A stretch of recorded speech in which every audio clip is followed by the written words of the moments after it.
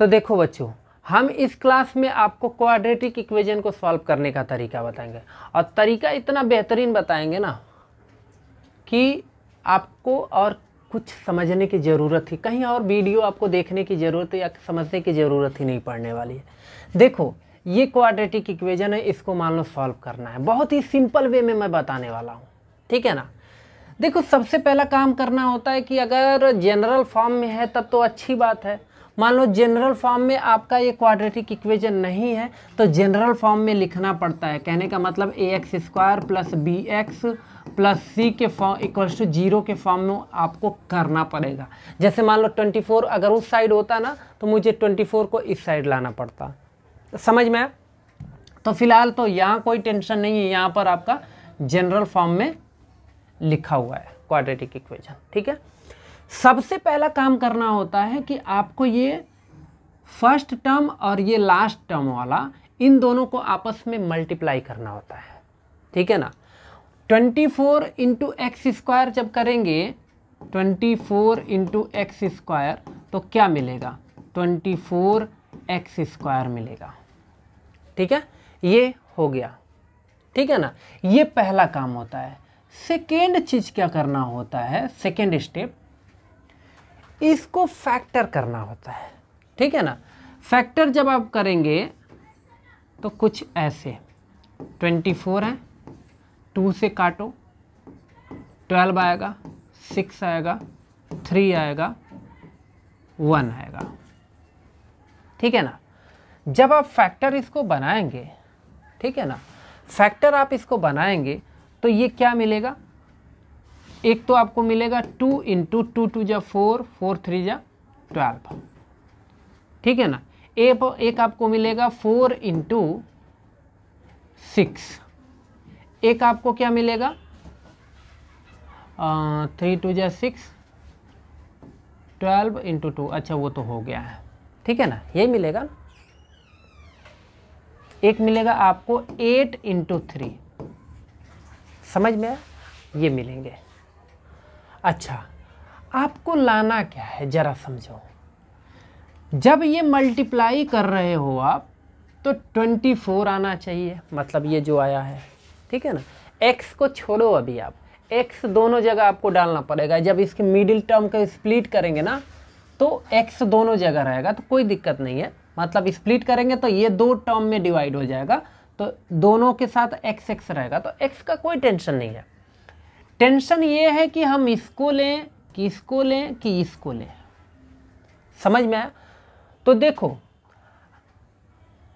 जब आप इसको देख रहे हो 12 और 2 को, तो इसको प्लस करने के बाद या माइनस करने के बाद ये मिडल टर्म आना चाहिए। अगर आता है तो अच्छी बात है, नहीं आता है तो गलत बात है, फिर हम उसको नहीं लेंगे।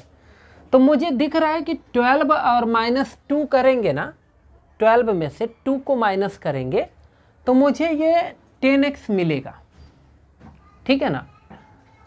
ओके, और इसको जब करते हो आप 4 और 6, क्योंकि इस टाइप के क्वेश्चन में डाउट होता है, तो 4 और प्लस 6 करते हो तो आपको 10 मिलता है। लेकिन 8 प्लस 3 या 8 माइनस 3 करने पर आपको 10x नहीं मिल रहा है, यानी कि ये वाला तो नहीं ले सकते। लेकिन इन दोनों की अभी कोई गारंटी नहीं है, दोनों में से कोई भी हो सकता है, ठीक है। लेकिन जरा सोचो, आपका ये वाला जो है ना टर्म, ये कॉपी रहेगा, और यहाँ जो साइन है ना ये भी कॉपी रहेगा, और इधर प्लस 24 ये भी आपका कॉपी रहेगा। बीच में अब क्या आएगा? इन्हीं में से कोई आएगा, या तो 4 6 आएगा या तो 2 12 आएगा।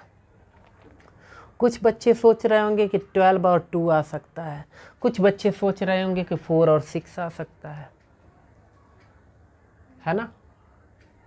देखो, अगर आप 12 और 2 लेते हो, ठीक है ना, तो यहाँ पर मुझे 12x लिखना पड़ेगा और यहाँ पर मुझे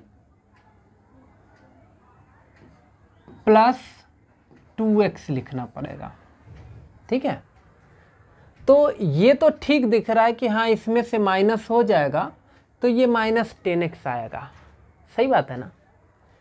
लेकिन बाबू जब इन दोनों का आप मल्टीप्लाई करोगे -12x इंटू 2x, तो ये आपको क्या देगा? ये आपको देगा -24x स्क्वायर। -24x स्क्वायर आया था इधर, नहीं नहीं नहीं नहीं नहीं नहीं, 24x स्क्वायर आया था। तो ये मिडिल टर्म जो स्प्लिट कर रहे हो, जरूरी है कि उसका मल्टीप्लाई करके भी देखो कि जो आपने फर्स्ट टर्म और थर्ड टर्म को मल्टीप्लाई करके लाए थे वही आ रहा है कि कोई दूसरा तो नहीं ना आ रहा है। बातें समझ में आया? तो क्लियर आप जान लो कि ये तो नहीं हो सकता, फेल हो गया ये। ठीक है, ये नहीं हो सकता। तो 6 और 4 हो सकते हैं। अच्छा, अब बात ये आती है कि सर हम पहले किसको लिखेंगे यहाँ पे, क्योंकि एक छोटा नंबर एक बड़ा नंबर। देखो जो बड़ा नंबर रहेगा ना उसको पहले लिखना, ठीक है ना। वो 6 है ना, तो 6x पहले रहेगा, ठीक है ना, ये चीज़ें ध्यान देना। और ये 4 है ना, तो यहाँ पर क्या हो जाएगा, +4 की -4x, क्योंकि -4x और -6x दोनों ऐड होके -10x लाएंगे। और जब आप -6x इंटू -4x करोगे तो आपको जो है 24x स्क्वायर भी देगा, जो कि है। जब आप इसको और इसको मल्टीप्लाई किए थे तो कितना मिला था? 24x स्क्वायर ही तो मिला था ना, तो ये 24 दे रहा है, यानी कि ये वाला बिल्कुल फैक्टर करेक्ट है। अब यहाँ से हमको कॉमन लेना होता है, इसमें से दो का पेयर ऐसे बना के कॉमन कर लेते हैं, जो कॉमन रहता है। इसमें से x कॉमन है, x -6 हो जाएगा, यहाँ से -4 कॉमन कर लो आप, तो x माइनस, देखो यहाँ पर माइनस कॉमन लिया है ना, और यहाँ पे प्लस है, ठीक है ना, तो इसलिए यहाँ साइन चेंज हो जाएगा, यहाँ पर माइनस हो जाएगा, ठीक है ना। और ये हो जाएगा 6 = 0, ठीक है। अब ये हो गया x -6 x -4 = 0। जब ये दोनों सेम आ जाते हैं तो समझ जाओ कि आपका जो है सल्यूशन बिल्कुल करेक्ट वे में है। ओके, x = यहाँ पर आप x -6 = 0 एक बार ले लो, और एक बार x -4 = 0 ले लो। इस हिसाब से यहाँ पर आपको मिल जाएगा x = 6 x = 4। ये हो गया आंसर, ठीक है। ऐसे आपको सॉल्व करना है।